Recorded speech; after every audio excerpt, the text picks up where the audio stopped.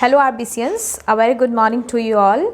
Dear class 11th, आपका जो ये समराइज वीडियो चल रहा है ना बायोलॉजिकल क्लासिफिकेशन का, ये बेहद ही ज़रूरी है क्योंकि पूरे चैप्टर को बहुत शॉर्टली आपको समराइज़ करके दिया जा रहा है। तो इसके लिए आपको क्विक रिवीजन, जो हमारे नीट एस्पिरेंट्स हैं जिनको क्विक रिवीजन चाहिए, उनके लिए ये काफ़ी इंपॉर्टेंट है। तो लास्ट क्लास में हमने मोनेरा शुरू किया था, that is the family of bacteria, और मैंने उनको दो पार्ट में बांटा था, that is Archie bacteria and you bacteria. Okay, उन दोनों में तो डिफरेंस आप देख चुके थे कि आर्की बैक्टीरिया जो है काफ़ी प्रिमिटिव होते हैं और यू बैक्टीरिया जो है वो मॉडर्न बैक्टीरिया कहलाते हैं। ठीक है, ये सारे पॉइंट्स आपको ऑलरेडी पता है। ओके, तो सबसे पहले तो मुझे बता देना है कि इस वीडियो में कहीं कहीं पर साउंड इश्यूज़ है क्योंकि आसपास में कुछ ऐसे कंस्ट्रक्शन के काम चल रहे हैं, इस वजह से। तो पूरी कोशिश है मेरी कि मैंने उस साउंड को थोड़ा कम करने की कोशिश की है, लेकिन अगर इनकन्वीनियंट होता है आपको तो उसके लिए सॉरी है।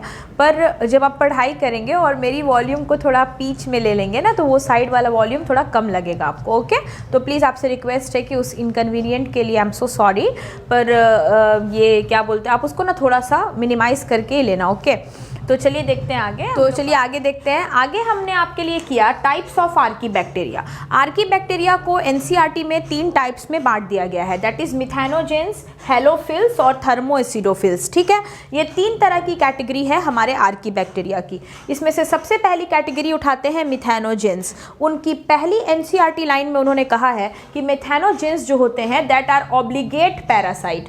ऑब्लिगेट एनएरोबिक का मतलब हो गया ये बिल्कुल जिद्दी एनएरोबिक है। इनको जब भी काम करना है तो एब्सेंस ऑफ ऑक्सीजन में ही करना है। ये 1% भी ऑक्सीजन अपने लिए टॉलरेट नहीं कर सकते, तो ये हमेशा ही एब्सेंस ऑफ ऑक्सीजन में काम करेंगे, यानी कि they always have absence of O2। तो मिथेनोजेंस के लिए पहली पॉइंट क्या है कि ये ऑब्लिगेट एनएरोबिक होते हैं।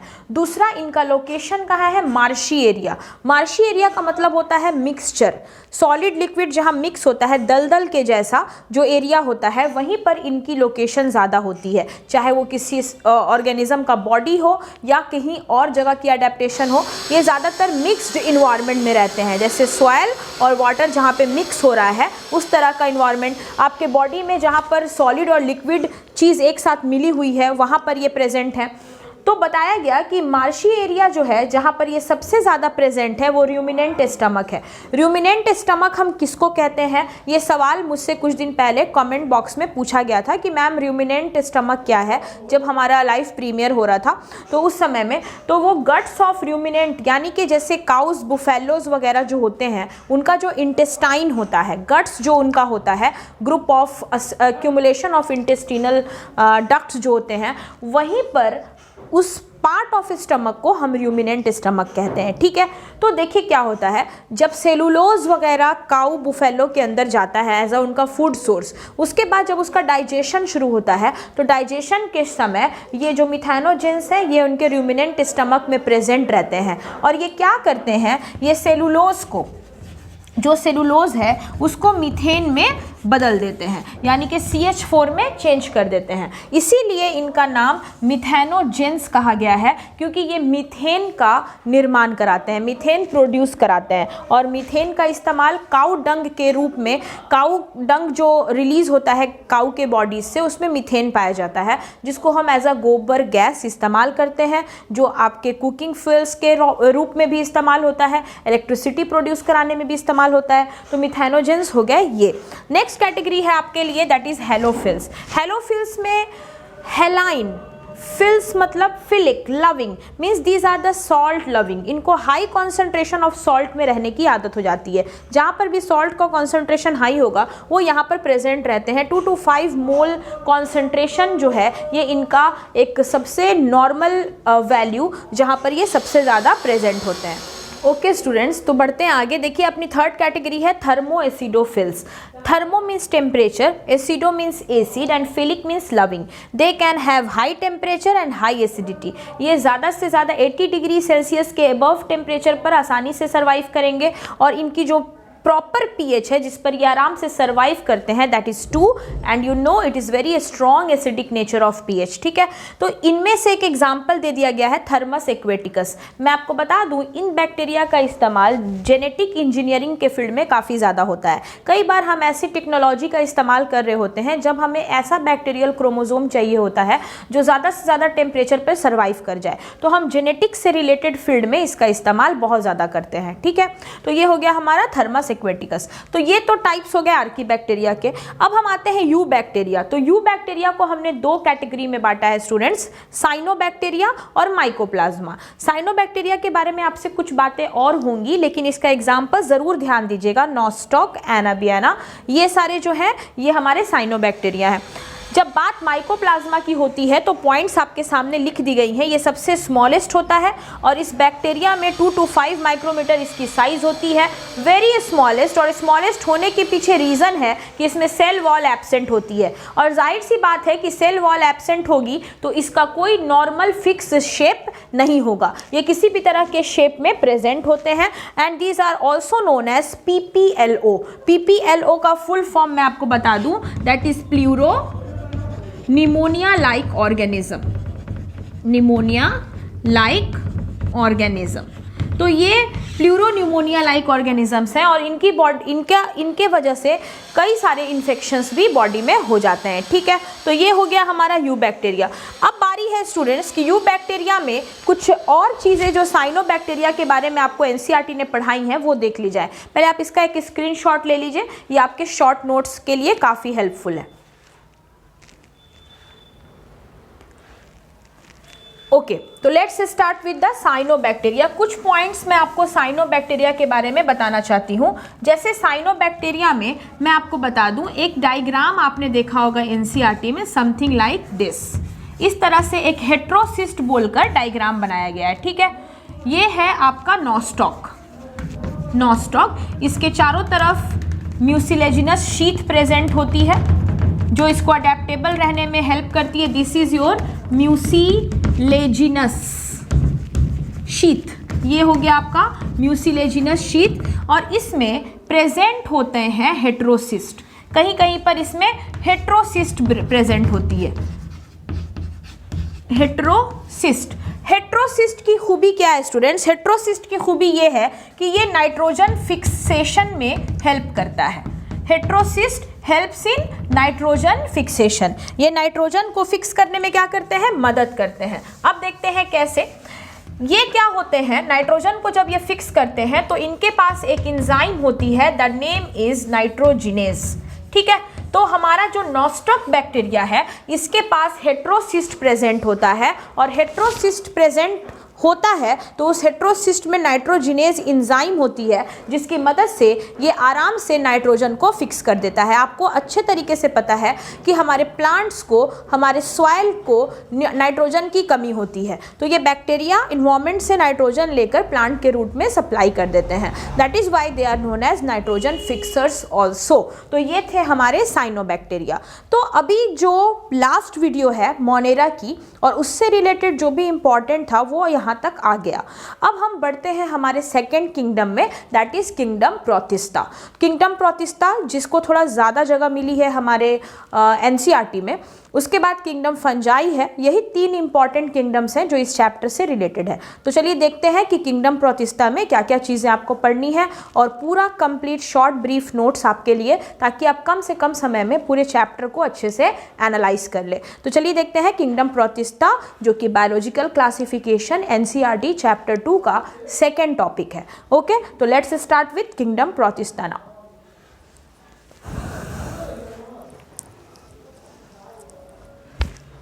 ओके स्टूडेंट्स, तो अब बारी है प्रोटिस्टा किंगडम की। ठीक है, तो यूनिसेलुलर, ये तो बिल्कुल सिमिलर है किससे? मोनेरा से। लेकिन मोनेरा क्या थे? प्रोकैरियोट्स थे, उनका वेल डिफाइंड न्यूक्लियस नहीं होता था। लेकिन ये यूकैरियोट्स हैं, तो यहाँ से शुरुआत हो गई किसकी? यूकैरियोट्स की। इनके पास वेल डिफाइंड बाउंड्री है, इनके न्यूक्लियस की वेल डिफाइंड बाउंड्री है, यानी कि न्यूक्लियस एक कंप्लीट न्यूक्लियर मेम्ब्रेन के अंदर प्रेजेंट होता है। नेक्स्ट फीचर, ये मोस्टली क्या होते हैं? एक्वेटिक होते हैं।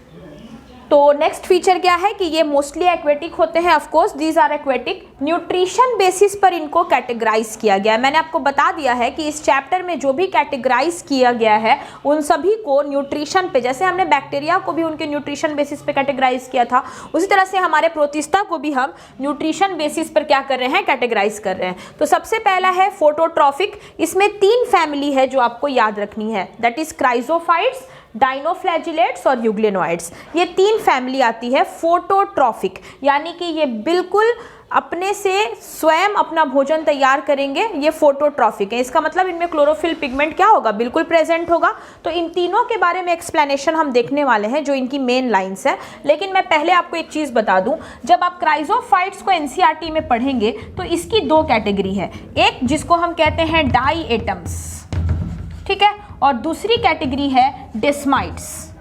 डेस्माइट्स जो होते हैं स्टूडेंट, ये क्राइजोफाइट्स ही हैं, बस इनका कलर जो होता है these are known as golden algae. ये सनलाइट के प्रेजेंस में काफ़ी शाइनी अपीयरेंस इनकी होती है, तो ये गोल्डन एल्गी कहलाते हैं। लेकिन जो डाई एटम्स हैं इनको कहा जाता है चीफ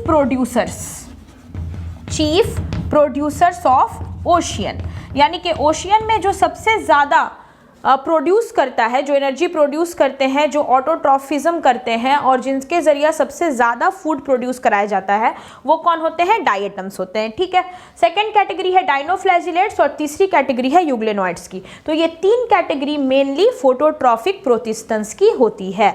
नेक्स्ट है हेट्रोट्रॉफिक। देखिए यहाँ आते ही आपको एक नई चीज़ और दिख गई कि इनमें हेट्रोट्रॉफिक मोड ऑफ न्यूट्रिशन भी होता है। तो हेट्रोट्रॉफिक मतलब इनमें कहीं ना कहीं एनिमल की भी क्वालिटी है, प्लांट की क्वालिटी तो है ही कि ये ऑटोट्रॉफिक है, लेकिन एक क्वालिटी और नजर आ गई जो कि एनिमल से रिलेटेड है, इसलिए इसको हम कनेक्टिंग लिंक भी कहते हैं। ये प्लांट और एनिमल दोनों के बीच की फैमिली थी, तो प्रोटिस्टा में दोनों की कैटेगरीज शामिल होती हैं, ठीक है। तो देखिए हेट्रोट्रॉफिक में इनके कौन है, प्रोटोजोअन्स होते हैं, प्रोटोजोआ की फैमिली है। इसमें भी आगे आपको कैटेगरीज पढ़ाई जाएंगी स्टूडेंट्स, जैसे कि ciliated protozoans, amoeboid protozoans, sporozoites, ये सब हम देखने वाले हैं।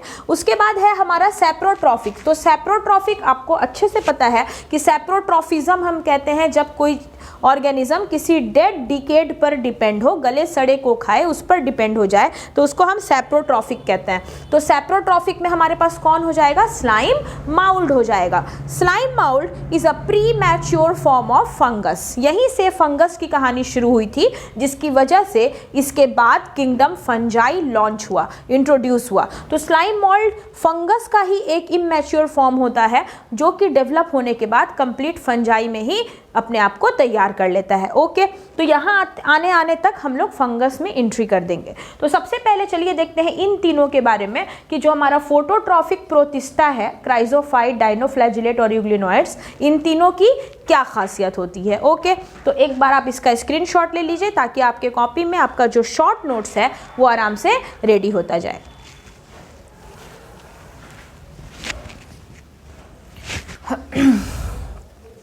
ओके स्टूडेंट्स, तो we have our points ready. ये पॉइंट्स आपके लिए लिख कर रेडी कर दी गई है। तो देखिए आज हम लोग फोटोसिंथेटिक प्रोटिस्टेंस को कंप्लीट करते हैं, ठीक है। इसमें 3 कैटेगरीज मैंने आपको पहले ही बता दिया था कि क्राइजोफाइट्स में 2 कैटेगरीज होती हैं जिनके बारे में हम बात कर चुके हैं, डाई एटम्स और डेस्माइट्स।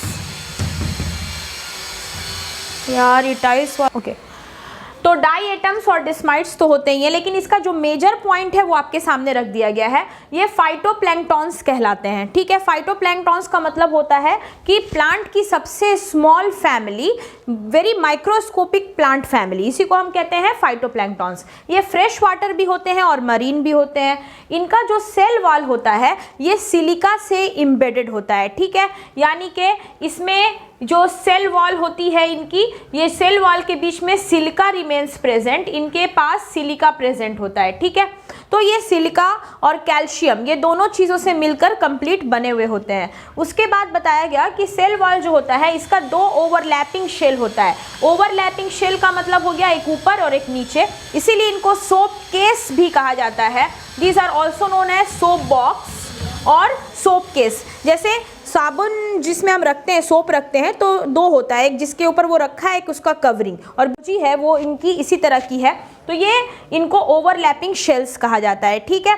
उसके बाद देखिए इनका बताया गया कि इनको डायएटमेशियस अर्थ कहा जाता है, क्योंकि जब ये पानी के सरफेस पे स्विम करते हैं और अचानक जब इनका ये एक्सपायर हो जाते हैं, डेड हो जाते हैं, तो ये पूरे सरफेस पे किनारे की तरफ छा जाते हैं। तो बहुत पहली बार जब ऐसा साइंटिस्ट ने देखा था तब इनको डायएटमेशियस अर्थ कहा गया, जो दूर से चमकते हुए नजर आ रहे थे। और इनका इस्तेमाल पॉलिशिंग में और ऑयल फिल्ट्रेशन में किया जाता है। जैसे यूटेंसिल्स की पॉलिशिंग में हम डायएटमेशियस अर्थ, डायएटम्स के शेल्स का जो चूर होता है उसको इस्तेमाल करते हैं, इससे काफ़ी शाइनिंग बढ़ जाती है यूटेंसिल्स में। ये फिल्ट्रेशन के लिए, फिल्ट्रेशन मेम्ब्रेन बनाने के लिए भी इस्तेमाल होते हैं, जिनसे हम ऑयल्स को आराम से क्या कर सकते हैं, फिल्टर कर सकते हैं। इनका इस्तेमाल टूथपेस्ट में भी किया जाता है, क्योंकि इनमें कैल्शियम प्रेजेंट होता है और जिसकी वजह से क्या होता है, ये दांतों को ब्रिटल और साथ साथ शाइनी अपीयरेंस भी देते हैं due to presence of silica. तो ये था हमारा क्राइजोफाइट्स। इसके बाद स्टूडेंट्स हमारा डायनोफ्लैजिलेट। डायनोफ्लैजिलेट के बारे में बोला गया कि ये हमेशा पानी के सरफेस के ऊपर round in dancing manner they are present. ये हमेशा गोल गोल गोल घूमते रहते हैं सरफेस के ऊपर, they are just like dancing around the surface of water. उसके बाद से नेक्स्ट है कि ये ज़्यादातर क्या होते हैं, मैरीन होते हैं, मैरीन में ही ये रहते हैं, और फोटोसिंथेटिक तो ये होते ही होते हैं। उसके बाद से इनका जो सेल वॉल होता है ये सेलुलोजिक होता है, सेल वॉल पे सेलुलोज प्रेजेंट होता है, ठीक है। उसके बाद से बताया गया कि ये जो हमारा सबसे इम्पॉर्टेंट डायनोफ्लैजिलेट है that is red tide, most important, और मोस्ट टाइम इसको क्वेश्चन में पूछा गया है कि सबसे इम्पॉर्टेंट जो डायनोफ्लैजिलेट है उसका नाम क्या है। तो ये जब पानी के सरफेस के ऊपर आता है तो पूरे सरफेस को रेड कलर का ये अपीयर कराता है, ऐसा लगता है पूरे सरफेस पे फायर जैसा रेड कलर नजर आ रहा है, and that is known as Gonyaulax, और उसको हम क्या कहते हैं, गोनियोलॉक्स कहते हैं। तीसरी कैटेगरी जो कि यूग्लेनॉइड फैमिली की है, यूग्लेनॉइड को कनेक्टिंग लिंक कहा गया है, क्योंकि यूग्लेनॉइड के बाद ही हमारे हेट्रोट्रॉफिक प्रोटिस्टा के बारे में हमें पता चलना शुरू हुआ। अभी तक आप जो भी देख रहे हैं ये सब फोटोसिंथेटिक है, लेकिन यूग्लेनॉइड्स की एक खासियत ये भी थी कि ये कभी कभी हेट्रोट्रॉफिक मोड भी दिखाता है। तो यूग्लेनॉइड्स फ्रेश वाटर होते हैं और रुके हुए पानी में, नॉट इन फ्लोइंग वाटर, ये स्टैग्नेंट वाटर पे प्रेजेंट होते हैं। इनमें पेलिकल प्रोटीन प्रेजेंट होती है इनके सेल वॉल के ऊपर, जो इनको फ्लेक्सिबल बनाती है। There is presence of pellicle protein जो इनको क्या बनाती है, फ्लेक्सिबल बनाती है, और कभी कभी ये प्रीडेटर अटैक भी करते हैं। Most important, they can also act like predators. जब इनको फोटोसिंथेसिस से इनका काम नहीं चलता तो ये किसी दूसरे पर अटैक करते हैं, they attack on another organisms and so that they can trap energy from them. तो कभी कभी इनको प्रीडेटर्स भी कहा गया है, और इसके लिए इनको अपनी बॉडी को बहुत आसानी से फ्लेक्सिबल रखना होता है ताकि ये किसी भी डायरेक्शन में अपनी बॉडी को ट्विस्ट करके अपना शिकार कर सके। तो इसलिए इनके पास पेलिकल प्रोटीन की बनी हुई सेल वॉल होती है। तो इस हिसाब से ये जो होता है हमारा डायनोफ्लैजिलेट, यूग्लेनॉइड्स और क्राइजोफाइट्स, ये तीन मोस्ट इंपॉर्टेंट फोटोसिंथेटिक प्रोटिस्टन्स की फैमिली में काउंट होते हैं, ठीक है। तो आप इसका एक स्क्रीनशॉट ले लीजिए और अपने शॉर्ट नोट्स रेडी रखिए। अपने अगली क्लास में बहुत जल्दी 1-2 दिन के अंदर ही आपको हम आगे की प्रोटिस्टन फैमिली और फंगस फैमिली पढ़ाकर आपका ये चैप्टर कंप्लीट करेंगे। तो आपसे यही रिक्वेस्ट है कि प्लीज़ इस चैप्टर को थॉरोली रिवीजन करें, क्योंकि आपके जो टेस्ट वगैरह होते हैं या जो भी कॉम्पिटिटिव एग्जाम होता है उसमें इससे क्वेश्चंस काफ़ी टच होते हैं। Okay, till then please take care, have a safe day, thank you.